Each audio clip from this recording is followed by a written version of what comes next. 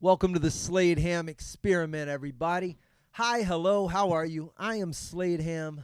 You're aboard my midnight spaceship. Does it feel Halloweeny? Does it feel dark and spooky in here? That's what we're going for. Purples and oranges, I believe, are the official Halloween colors. Maybe black and orange. I don't know how colors work. Do you get official colors? July 4th has red, white, and blue. Obviously, Christmas got red and green. What'd you end up with Thanksgiving? Brown and orange? Is that what you are? Are those official? Easter's what? All those gay pastel colors? St. Patrick's Day, green for sure.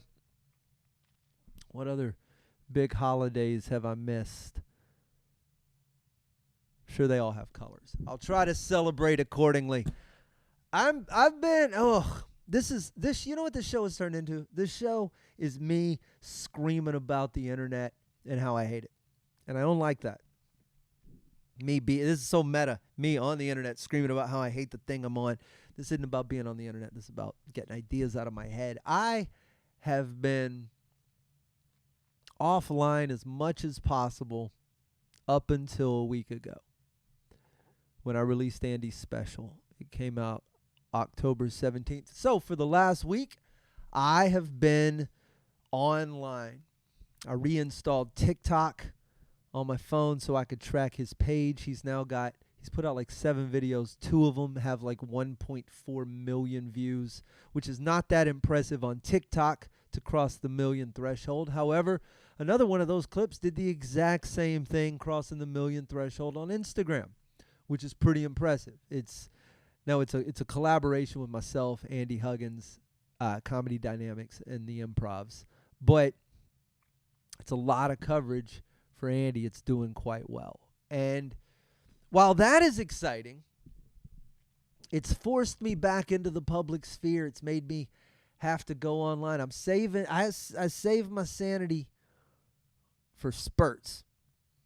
I know there's going to be one when I got to promote my own special. I know I got to be on here for Andy's special.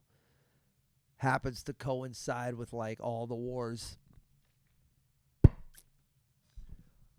And what exact? I don't get political. I don't take stances. So this isn't about that. I'm officially on the side of whichever side kills the least kids if I have to pick a team. Sure, whichever side. But the reason I don't choose sides I don't have a stance on whatever is happening in the Middle East is because I know how dumb I am. I know how much I don't know. You better weigh in. You better make an official statement. You better change your Facebook frame. You better say something. Silence is compliance. Is it possible that I just don't have an opinion? Is that okay? Can I do that without your whole brain exploding and spewing its dumb pinkish matter all over the wall? And then you go in to cry about it in the corner? Is it okay? If you ask me, I just go, I don't think I know enough to say.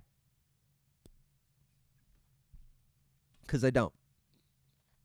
Here's everything I know about the Middle East, particularly this situation right now. I have never been to Palestine or Palestinian territories. I have never been to Israel. I've come close, but I've never been. I said Palestine. I don't. This is how much I don't know. I think that there are Palestinian territories inside of Israel. That's how I think. I don't know. I spend such little time thinking about Middle Eastern geopolitics as I can because this is going to come as a shock to some of you, live in Houston, in downtown Houston, but it doesn't come up a lot. And I of all people probably should know more than I know. When I say I haven't been, I've been as close to Israel as you can. I might have technically been in Israel. I don't know. When we were in, so let's see if I got my geography right. If There's Israel, comes down the coast. Gaza's on the lower, the southwestern tip. The West Bank, oddly, is on the eastern side of Israel. I think it's the Jordan River that runs down, and then I'm doing this back. I'm doing this where I can see it. But it's Israel, then the Jordan River, and then Jordan. I know this because you can go up from Amman, Jordan, into Jerash, which are some Roman ruins northeast of Amman. And then from there, you can go down to the Dead Sea. And the Dead Sea, near there, around there, there's all these religious sites. And somewhere on the Jordan River is the site, I believe, of Jesus' baptism, according to biblical history. So you could take a tour and you go down, and then you end up at the Jordan River. And right there, it's a very thin stretch. I mean, it might be 20 feet across. And the water goes down, and then you're there at the Jordan, and then Israel's right on the other side. And you can walk down to the river a little bit, put your feet in it. You know what I mean? Somewhere around the middle, I guess it becomes Israel. It's a little more secure. You can't just jump it. You can't hop it like the Rio Grande. But that's as close as I've been. I've also been, you could see the Gaza Strip from, so not this time, but when we were in Egypt, same place I was this time. In Egypt, there are multinational force bases down on the south side and the north side. In the northern camp, 16 different nations represented there, I think. A lot of military. And a lot of the Egyptian military. Those dudes don't fuck around. And you could climb up on a guard tower and look out at about 16 miles away, which is from the ground, I think the horizon 15 miles away is as far as you can see. Maybe it's 16 clicks. So 16K, way less than 15 miles. From the top, you can just see out into the Gaza Strip. And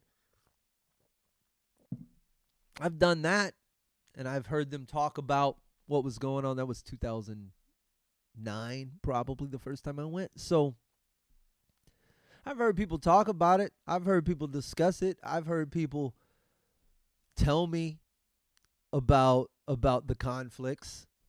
It's been going on for forever, as far as I know. But I don't know anything. Not enough to say this or that with confidence.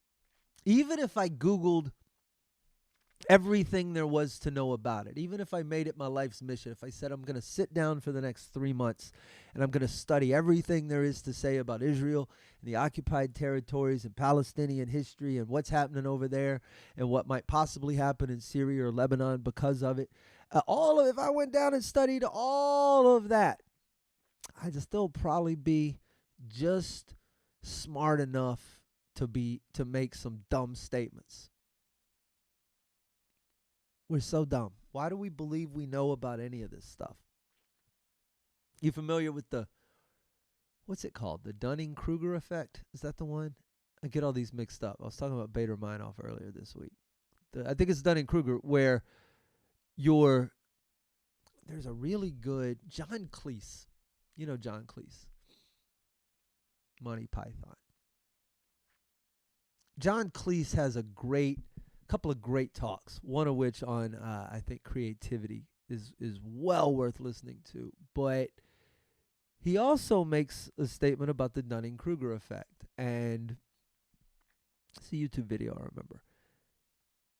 That effect keeps me, I try to stay so aware of my own dumb biases. Like, these cognitive biases we have I fall prey to them all the time, and that's what makes me try to stop before I say something. But this is a big one, and the internet makes it so easy to get access to just enough information to convince yourself you know something. That's the problem. We have talked in depth about how, I know I have on previous episodes, how everything has always been kind of bad, kind of good. How the good old days weren't the good old days because they had good old days too. I think now about how blissful the 80s and 90s were to grow up in, how much I loved it. But I remember in the 80s and 90s, everybody complaining back then, you just don't know how good it was in the 60s and 70s. And then there were people bitching about how they weren't going to sock hops anymore, or we didn't have, 10,000-pound convertibles or whatever, soda shops. And every generation has complained, on and on. However, this is the first time that I think is our interconnectedness is problematic. I used to say up until 2000, so the 2008 election, all the way through Obama's presidency, I was pretty confident in saying it really doesn't matter who gets elected. My life is not that different regardless, right? Who cares who the president is?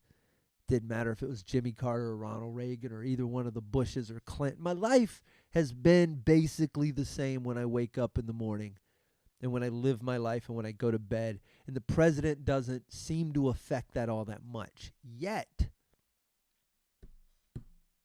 now that things are so connected, now that everyone around the world instantly has an opinion on everything, and furthermore has to have an opinion on everything, you sort of get these weird butterfly effects. Everything affects everything in ways that it didn't used to. You have nodes of connectivity where they didn't used to exist, impacting things in ways they didn't used to. And now you have things spiraling off due to the impact of something it never would have encountered 20 years ago. Oh, we have to do this because of this. Everybody's worried about how they look, what they do, appearances, propriety, all of that trumps rightness. It's very weird. And that affects everything downstream. It gets a little more and more complicated the more this drags out. It was exacerbated, I would think, in 2020. The George Floyd incident was the first time, I think, that corporations were put into the position of having to make statements, the BLM movement, which, I come back to the interconnectivity of all of that. If you'd have told me 20 years ago that Black Lives Matter would be influenced and impacted by Russian hackers, I would have told you you were writing sci-fi that no one would buy because it's too far-fetched. Yet, look at us. And I'm not saying it's a bad thing if you're passionate about something to make a statement, to stand your ground on your beliefs, but I think it's wrong for us to force people to have beliefs about things they don't understand. That, to me, seems much more dangerous of a path than even silence. So, where do we go from here? What's the path forward? We've created a wild world in which we live, where digital culture is prevalent. There's very little we can do about it. We have commoditized just about every activity imaginable. You can be I use this particular example, because I think these are the most dangerous, right? Danger, whatever. I'm being hyperbolic. In the world of influencers, in the world of, and I'm having to talk about this with my creative team behind the special and how promotion works and how things. So I'm having to address some of this and think about some of this stuff, and it's making me consider doing some interviews and some documentaries. My brain's kind of perplexed and confused, but also curious as to why we are so addicted to televising every element of our lives. Normal people who shouldn't be subjected to this scrutiny are. There's an article that was sent to me, Jenny Dracaris. Hi, Jenny, if you're watching. She sent it to the Whiskey Brothers. We were talking about something similar to this on the show the other day. And there's a woman who, her job she's been making her money online as this brutalist parenting influencer, bragging about how she doesn't feed her kids or withholds breakfast or does the, typical bad parenting things. And then she flaunts it, and then because there's other people, and this is the problem with the internet.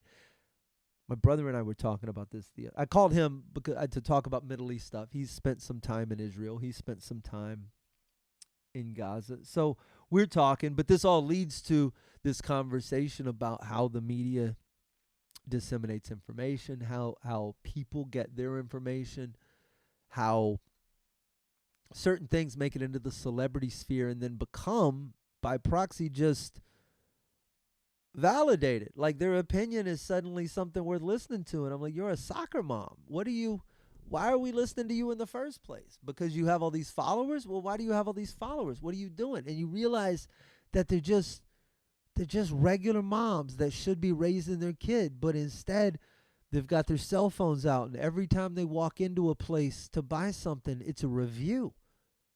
Right? Why don't you just buy some ice cream and leave? You stupid lady. Why you got to film it and then film your kid eating it and then cobble all that together with some royalty-free music and pop that up on your TikTok like you did something? Who are you? Who are these reviewers going in? I get so happy when I see a business refuse to let people set up their dumb cameras. No influencers here. Those influencers start asking for free stuff. If you'll give me a free meal, I'll review your place. I have 1 million followers. I would throw these people out so fast. What, your dumb review?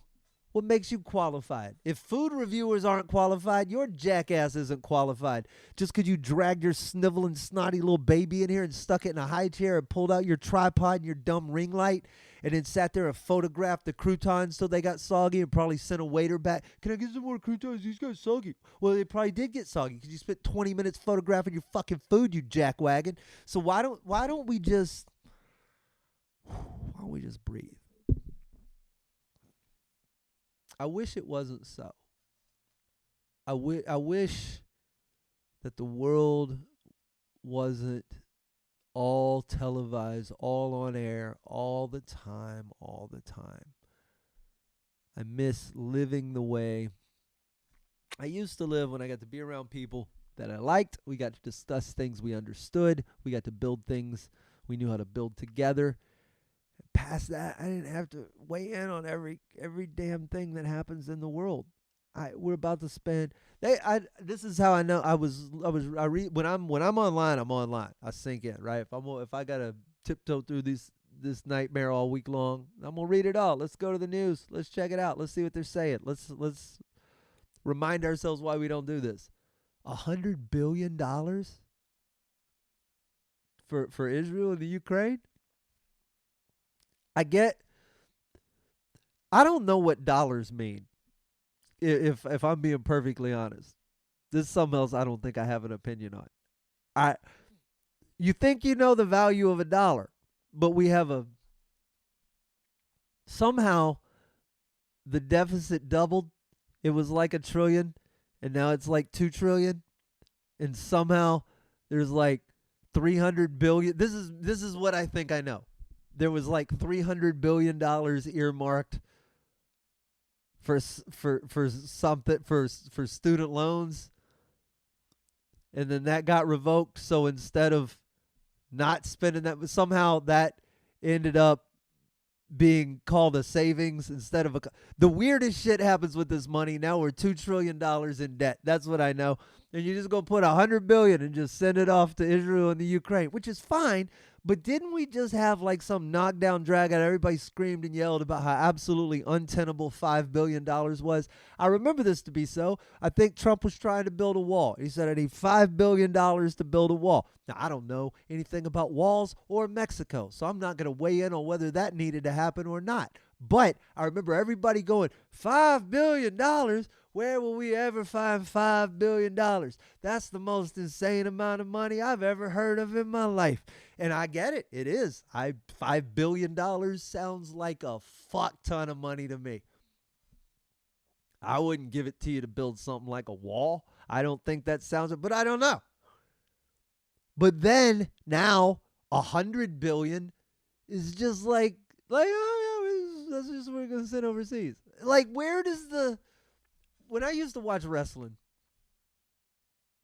and remember like the wrestler Kane, the Undertaker's brother, when he first came out, big dude, huge, size of the Undertaker. If you didn't watch wrestling, you don't know what I'm talking about. But a big dude. And when he was first introduced, he was like invincible. You couldn't touch him. People, the biggest, baddest dudes, The Rock and Stone Cold and Undertaker, they'd all come in and they'd hit him, pow, pow, pow, pow, pow, and he'd just look at you with his mask. And then it made lightning come out of the turnbuckles.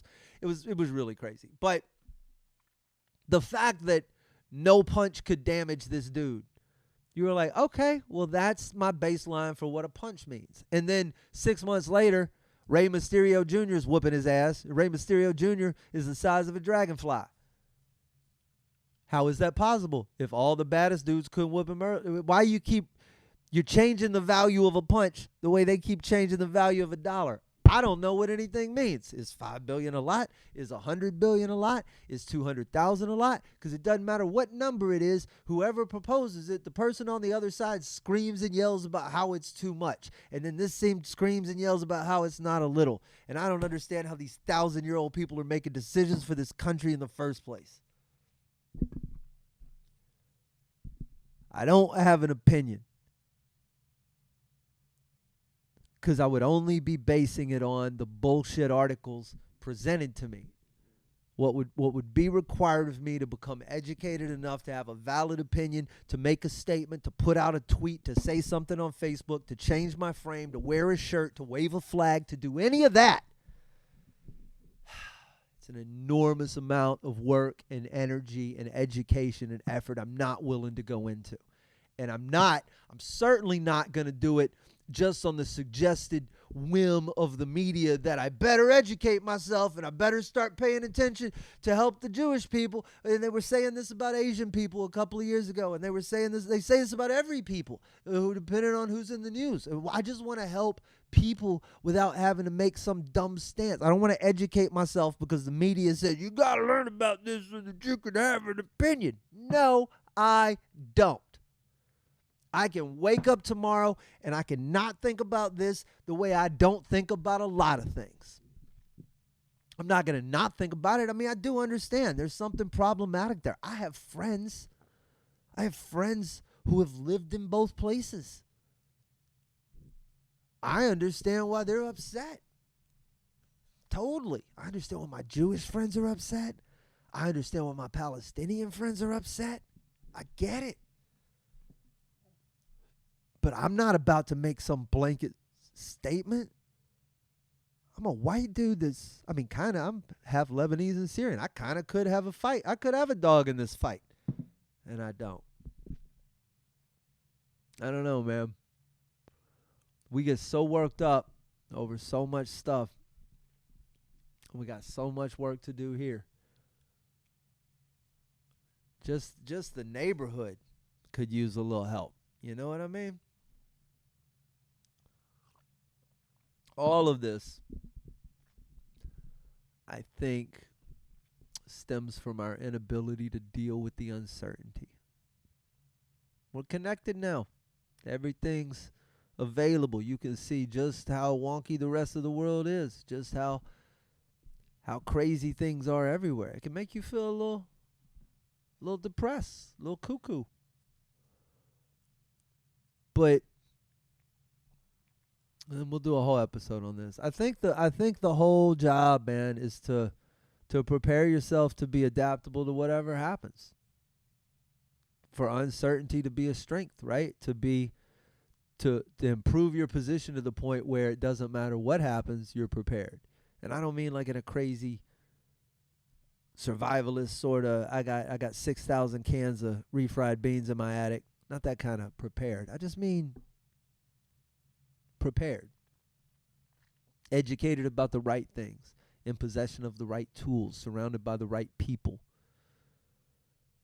and with your heart in the right place. It's not that hard. Short episode this week. I just need to get that stuff off my chest. Halloween just around the corner. Do we have a Halloween? We only have one more episode before Halloween. Maybe I'll talk about Halloween on the next episode. I am Slade Ham. This is my experiment. Please follow me if you can hit the sub button. And you know what you could also do? I don't know if this works. When you leave the house, just turn on this playlist and let it run. How about that? Is you get the internet's free, right? Is there a limit on how much internet you can internet in a day? Turn one of these playlists on, let it run. Let me pick up some watch hours. Send your friends over my way. I've got a brand new comedy special around the corner, and I'm not certain it might not end up just right here. Lots to be decided. Go check out the Andy Huggins special, Early Bird special. It's on Apple TV. Should be on Amazon right now. You can listen to it for free on Spotify. Lots of places. It's spectacular. He's a comedy legend. I am Slade Ham. January 10th, the Houston Improv. That's the show I want you to pay attention to. I will have tour dates around that. Hopefully coming up soon. You guys, as always, I love you for being here. It's the Slade Ham Experiment, and I will see you very soon.